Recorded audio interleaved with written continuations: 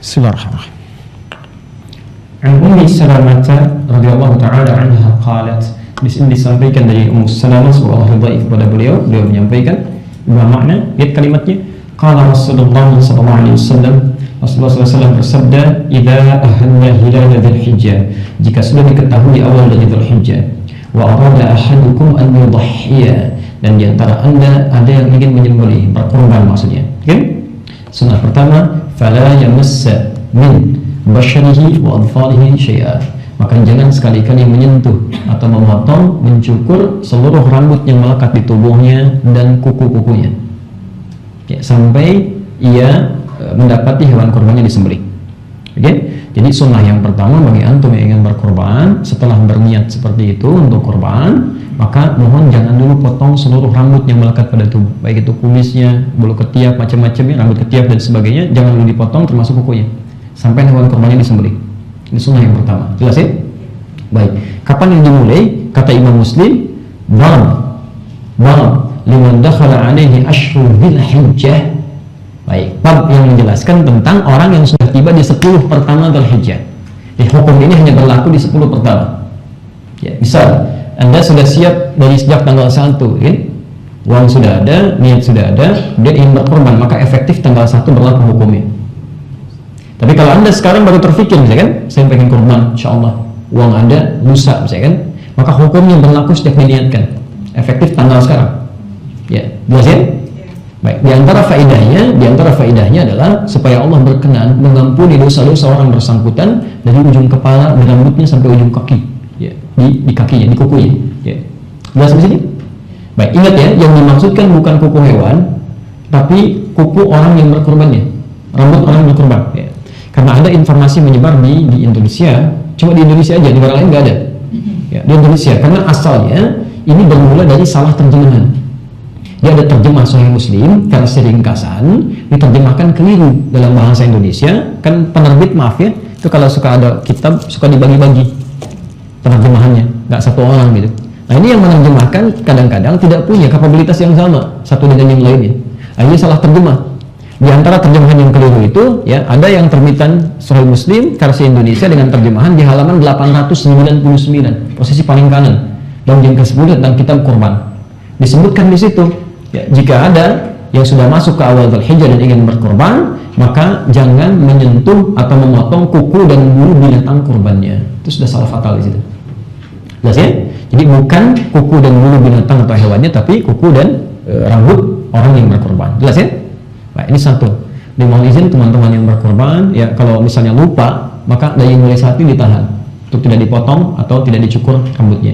Ini hukumnya sunnah. Ini bukan wajib, ya. Sunnah. Jadi kalau Anda mesti potong, misalnya, potong ya potong aja. Dosa sih enggak, cuma kehilangan kemuliaan sunnahnya. Tapi kalau dalam keadaan terdesak misalnya, harus dipotong.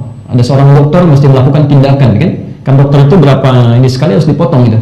Ya, supaya selalu dalam keadaan yang bersih gitu kan. Nah, dalam keadaan demikian boleh, silahkan, nggak ada masalah. Tapi dengan niatnya dia mendapatkan pahala. Idza maridal 'abdu aw safar, kutiba lahu mithla ma kana 'alaihi muqiman sahihan. Jika seorang hamba punya over, mendesak melakukan sesuatu tertentu, atau bahkan dia harus safar, dan tidak bisa menunaikan amalan rutinnya, maka pahalanya tetap dituliskan walaupun dia tidak mengerjakannya. Jelas ya? Baik, satu itu. Yang kedua, kita tuliskan dulu. Hadis Muslim nomor hadis 1318 dari Jabir bin Abdullah. Kita bacakan hadisnya.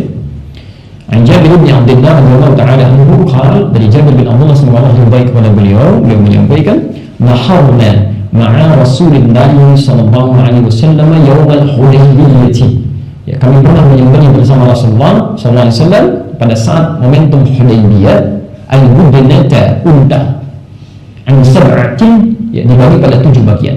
Di unta itu boleh dibagi pada 10 bagian, boleh dibagi pada 1 bagian. Ya, ini untuk unta ya, unta. Jadi kalau ada orang ingin berkorban misalnya hewannya unta, kan diberikan, boleh, sah hukumnya. Boleh dia kalau mampu beli 1 hewan sendiri boleh, silahkan. Kalau nggak mampu boleh bagi 7 dengan teman-temannya atau bagi 10. Wa 'anil baqarati an sab'atin, dan juga dari sapi dibagi kepada 7 bagian. Jadi kalau ada yang ingin beli 1 ekor sapi boleh, ya, untuk 1 orang. Kalau ingin dibagi, ya, untuk menemukan dananya sampai 7 orang pun itu sah dilakukan. Tidak harus sampai 7. Artinya seringkali keliru juga di masyarakat. Ya. Jadi kalau misalnya ada 5 orang, misal nggak ada yang lain nih, tapi uang cukup sama yang 5, boleh aja. Sah-sah saja, kan? Misal harga sapinya, misal 21 juta. Terus 3 orang kumpul, kan? Nggak ada lagi yang lain nih, 3 orang memang aja 7 juta, boleh sah. Ya. Ya batas 7 itu maksudnya untuk mencari batas yang luas, kan? Yang luas kira-kira meringankan untuk membeli hewan itu. Ya. Tapi poinnya bukan pada untanya, bukan pada sapinya. Ini tafsir dari Quran surah ke-108 ayat kedua, Al-Kautsar. Ya. Inna a'tainakal kautsar, fassalli li rabbika wanhar. Kami telah berikan pada Anda nikmat yang sangat banyak. Maka coba syukuri nikmat itu. Awas pelan-pelan ya. Saya agak bukan lompat sebetulnya, ini memberikan gambaran yang lebih luas. Ibu dan bapak sekalian, teman-teman, kalau Anda diberikan nikmat oleh Allah, sifatnya sudah mendapatkan luar biasa. Kalau nikmat itu ingin bertahan terus sampai dibawa ke akhirat, kalimat Qur'annya syukuri itu. Syukur. Bagaimana cara kita bersyukur? Ada 2. Ya. Awas hati-hati ya. Anda gagal dengan seperti ini, gagal itu berdampak pada nikmatnya. Ya. Satu, menggunakan nikmat itu sesuai yang diperuntukkan oleh Allah. Gunakan nikmat itu sesuai yang diperuntukkan oleh Allah. Jadi petunjuk Allah harus digunakan kemana nikmat itu. Misal Allah berikan kita lisan yang sehat, gak sakit gigi, gak sakit lisan, gak sariawan, kan? Sehat, ingin bersyukur, maka gunakan lisan ini sesuai dengan fungsi yang telah ditetapkan oleh Allah. Apa fungsinya lisan? Fungsinya untuk bicara yang baik-baik. Kata Nabi, man kana yu'minu billahi wal yawmil akhir falyaqul khairan aw liyasmut. Siapa yang merasa beriman kepada Allah dan hari akhir, kalau ada kalimat iman bersanding dengan hari akhir, itu artinya perbuatan kita akan dihisab di hari akhir. Semua yang disebutkan akan dihisab di hari akhir. Jadi ternyata setiap kalimat kita, setiap huruf itu hisab tuh. Suara keluar dihisab. Jangan main-main dikira Anda bebas aman, tidak. Akan dihisab itu. Makanya kata Nabi, kalau Anda nggak bisa katakan yang baik, nggak ada manfaatnya, diam aja, lebih selamat. Jelas ya? Hati-hati. Jadi kalau nggak ada yang nggak manfaat, nggak usah bicara, diam aja. Ada yang manfaat sampaikan. Jelas ya? Jadi fungsi lisan untuk menyampaikan yang baik-baik. Makanya kata Quran, kalau ada orang keluar dari fungsi ini, dia bisa celaka. Wailul lil mukadzibin, celaka bagi para pendusta. Jadi kalau Anda dusta, Anda bisa celaka. Kalau orang yang dusta ini tahu ayat ini, dia nggak akan berdusta. Kalau sudah tahu masih dusta juga, itu orang nekat namanya, bukan bodoh lagi. Sudah tahu akan celaka, dusta juga. Itu masalah itu. Ya. Ini poin yang pertama. Jadi kalau kita ingin syukuri nikmat, gunakan seperti yang Allah tunjukkan. Okay? Hati-hati, pakaian, ingin bersyukur dengan pakaian, apa fungsi pakaian? Ya. Selain menutupi aurat, ya kan? Menjaga dari yang buruk-buruk. Makanya ketika Anda kenakan pakaian ini, tutupi aurat dengan baik, tampil dengan baik, bikin akhlak dan sebagainya. Ya, kendaraan, hati-hati, barangkali dititipkan kendaraan supaya memudahkan Anda untuk ibadah. Orang nggak ada kendaraannya, sepeda Anda nggak punya, masih jalan kaki untuk tadi. Masya Allah, Anda sudah dikasih sepedanya, ada motornya, ada hujan, ada mobilnya. Kalau hujan nggak pernah langsung netes ke pribadinya, belum mau belajar juga. Kalau masih ada yang enggak, Anda harus dikasih apa lagi? Dikasih kereta kepanjangan. Coba cek Anda butuh apa lagi? Ini masjidnya di sampingnya, ini rumah Anda, kasih motor, kasih sepeda, kasih mobil, nggak mau kesini juga. Anda butuh apa lagi? Ayo coba dicek ya. Yang kedua, syukuri itu ya, dengan banyak meningkatkan ibadah. Ini caranya ibadah. Makanya ketika Allah menyampaikan inna a'tainakal kautsar, kami berikan kepadamu nikmat yang sangat banyak, setelah itu fasalli, maka syukur itu dengan meningkatkan ibadah. Salli, salat tingkatkan, doa perbanyak. Baik, Masya Allah, salat bayar nggak? Nggak ada. Orang lain mau nebus dosa aja bayar, kita enggak. Orang lain pengen nebus dosa bayar, kita enggak. Dia nggak punya uang, belum bisa ditebus dosanya tuh. Masya Allah, kita enggak. Tinggal datang, bermohon pada Allah. Kita lakukan salat, bukankah salat menghilangkan dosa-dosa kecil? Kan? As-salawatu ila salawat, kan? Masya Allah, al-jum'atu al-jum'ah, wa Ramadan ila Ramadan, kafaratun lima bainahunna. Salat satu dengan salat yang lainnya, Ramadan ke Ramadan, Jumat ke Jumat, itu bisa menggugurkan dosa-dosa kecil yang pernah kita kerjakan. Kenapa antum nggak tingkatkan salat sunnahnya? Coba, makanya cek sahabat-sahabat Nabi yang sukses itu tahajudnya nggak pernah tertinggal. Tahajudnya, bacaan Qurannya, macam-macamnya, semakin meningkat, semakin syukur. Paham mereka. Nah, wanhar, Kita berakhir di sini dan sembelihlah. Nahara itu dalam bahasa Arab khusus kata yang digunakan untuk menyembelih unta. Unta, karena unta itu disembelih tanpa dijatuhkan lebih dahulu. Kalau ada hewannya disembelih tidak dijatuhkan lebih dulu, maka kalimatnya menggunakan kata nahara, nun, ha, dan ra. Misalkan antum yang main misalnya ke Timur Tengah, kalau di Mekah ada di Kakiyah, ada di Daibiyah gitu kan? Ya, fine. Nahar, wanhar, nahara, nahara, nun, ha, ra. Kita menyembelih hewan tanpa dijatuhkan dulu. Ya, kalau teman-teman misalnya main ke Arab, menyembelih unta, itu untanya datang atau dia kemudian jagalnya datang. Kalau pakai pisau yang besar, ya dibeginikan aja. Sekali memang ahli mereka itu. Ya kalau tidak dia gunakan pisau-pisau kecil, cuman dia rabas sedikit, disayat begini dia mundur. Ya, jadi nggak jatuh, nggak dijatuhkan. Itu nahara. Tapi kalau dijatuhkan dulu itu zabaha namanya. Zabaha. Ya, zabaha.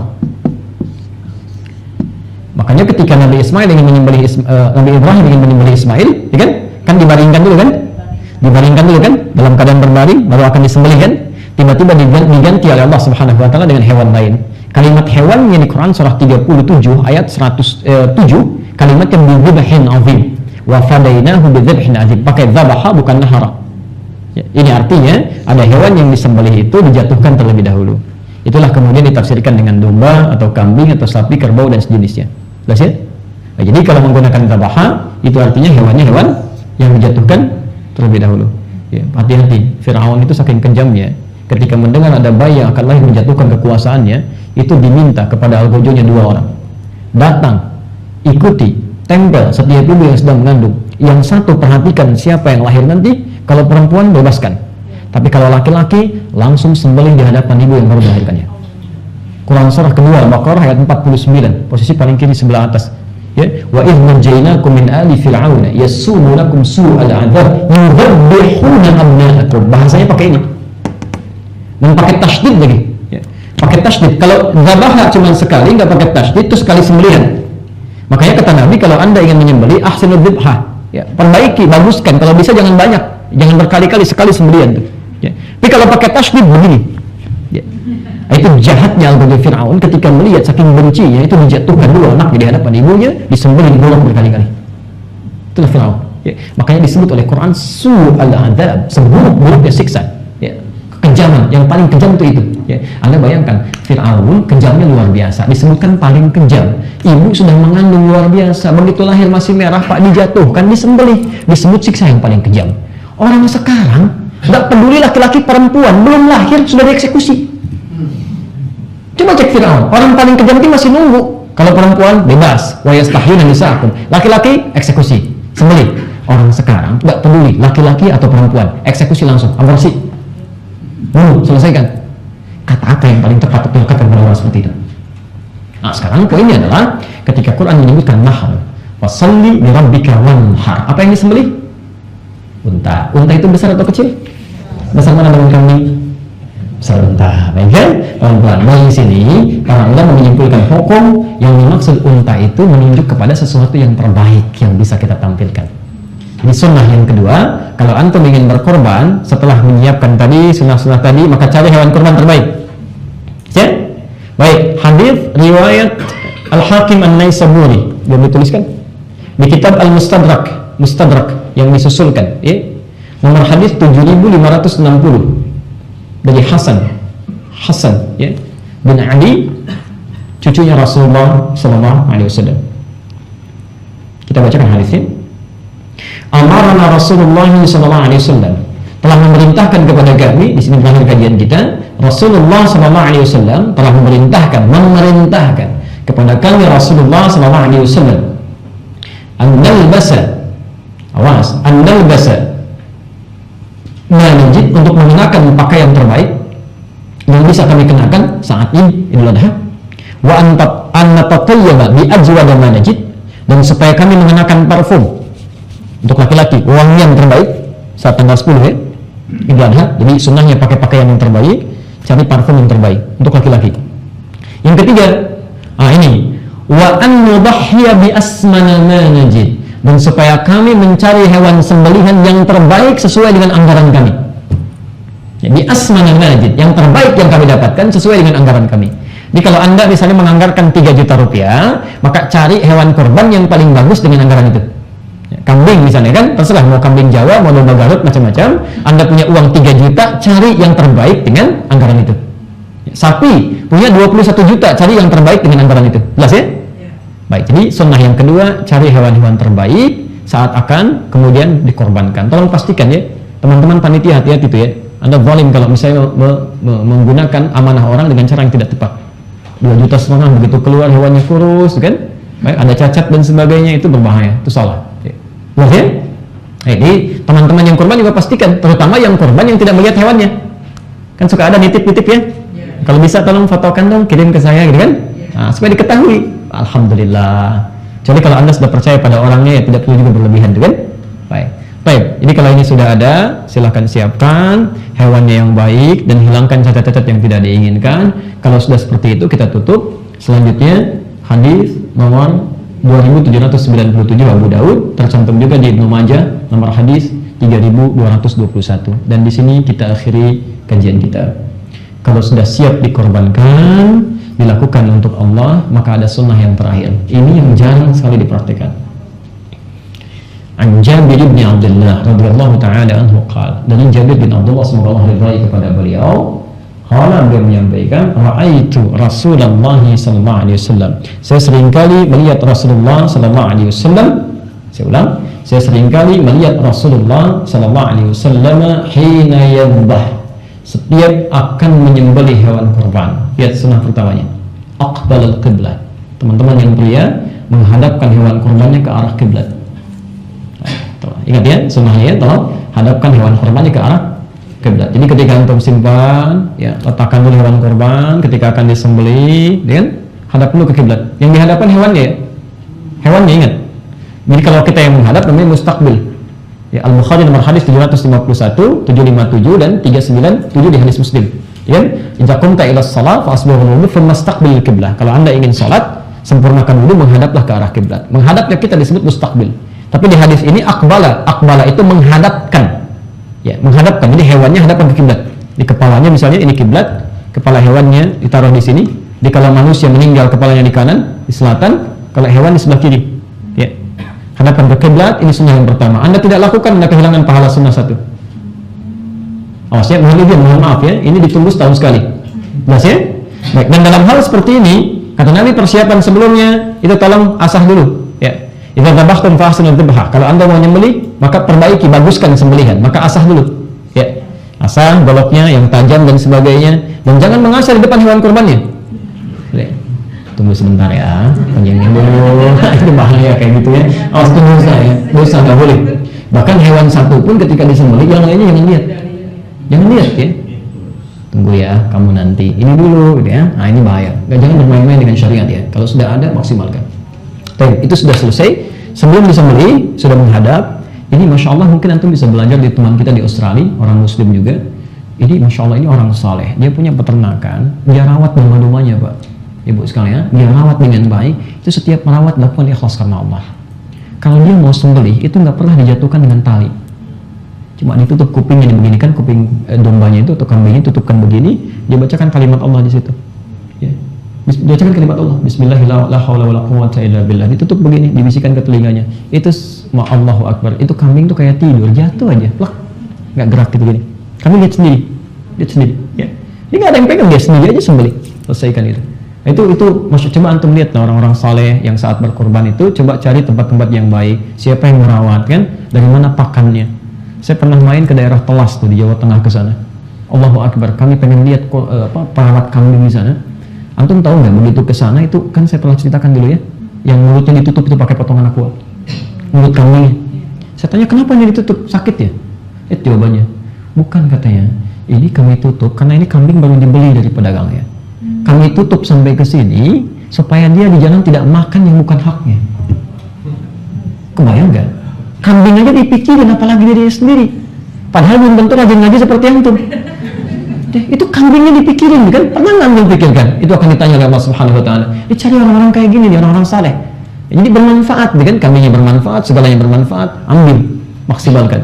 Nah, ketika sudah seperti ini, maka selanjutnya qala Nabi menyampaikan, Allahumma hadza min Muhammad wa ali Muhammad wa ummat Muhammad. Ya Allah, mohon terima kurban dari Muhammad, satu, dari keluarga Muhammad, dua, dan dari umatnya Muhammad sallallahu alaihi wasallam yang selama hidupnya tidak bisa berkorban. Insyaallah Rasulullah SAW masih memikirkan kita, padahal kita nggak pernah dilihat kan. Ya, masih dipikirkan, ya Allah tolong terima dari umatku yang selama hidupnya mungkin nggak bisa korban. Makanya cobalah ya, ini kasih sayangnya kan begitu banyak. Jadi kalau kita nggak berkasih sayang dengan Rasul, rasanya agak keterlaluan gitu. Kata malaikat Jibril nggak bersalawat pada Nabi saja saat disebutkan namanya, itu keterlaluan. Ya, keterlaluan. Maka apabila ada orang yang menjauhi sunnah-sunnah Nabi, itu lebih menurut saya, gitu kan? Nabi sudah contohkan, sudah tuntun, Anda jauhi. Nabi kurang apa lagi mikirin Anda? Ya. Nah, karena itu kita kembalikan dulu pelan-pelan. Diboleh satu hewan korban tadi untuk satu pribadi. Tolong tunjukkan untuk siapa, diperjelas. Ya, kalau Anda punya satu hewan, kambing untuk satu orang, jelas. Sapi untuk satu orang boleh. Yang kedua, hadis ini mengatakan boleh satu hewan untuk satu keluarga. Untuk satu keluarga. Misal, teman-teman punya anggaran untuk kambing satu kan? Dan di rumah ada 5 orang, suami, istri, 3 orang anak, gitu kan? Nah, dalam keadaan demikian, biasanya suka ada yang gantian kan? Tahun ini adiknya, besok kakaknya. Gak usah begitu. Hadis ini menunjukkan langsung aja sebutkan atas nama keluarganya. Keluarga si fulan. Itu mencakup semuanya. Ya, mencakup semuanya. Saya misal korban atas nama keluarga Adi Hidayat.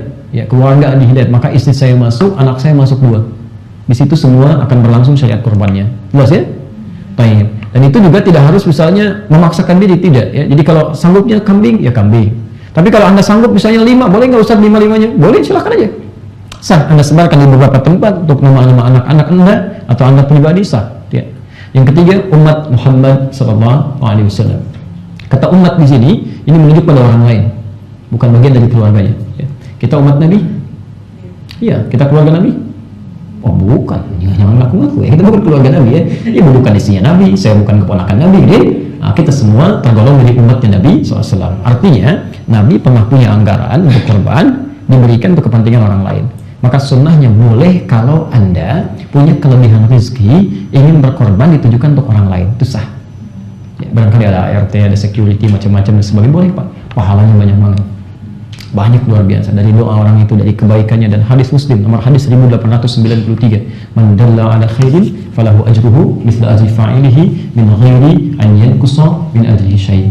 Siapa yang memfasilitasi, menunjuk pada kebaikan tertentu, dia dapat pahala yang sama dengan yang mengamalkan tanpa dikurangi sedikit pun. Kalau hewan Anda ini disebarkan pada orang 100 orang, 100 orang itu makan dari yang halal, kemudian dia baca Quran, semua bacaan Qurannya Anda peroleh pahalanya. Dia sholat, Anda dapat pahalanya. Apa yang dia lakukan, Anda dapat pahalanya. Itu di luar dari hewannya. Maka kalau Anda ada rezeki yang demikian, menurut saya akan lebih baik bila itu dimaksimalkan. Maka silahkan Bapak dan Ibu sekalian, maksimalkan persiapan kurban kita, lakukan karena Allah Subhanahu wa Ta'ala, dan lebih daripada itu, esensi kurban membangun kedekatan kita dengan Allah Subhanahu wa Ta'ala.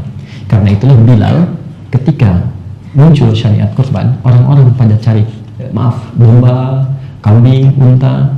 Bilal nggak punya, cari ayam Pak. Ayam, Masya Allah, Bilal cari ayam, dia potong, dia bagikan pada orang. Saat orang potong kambing, dia potong ayam ya.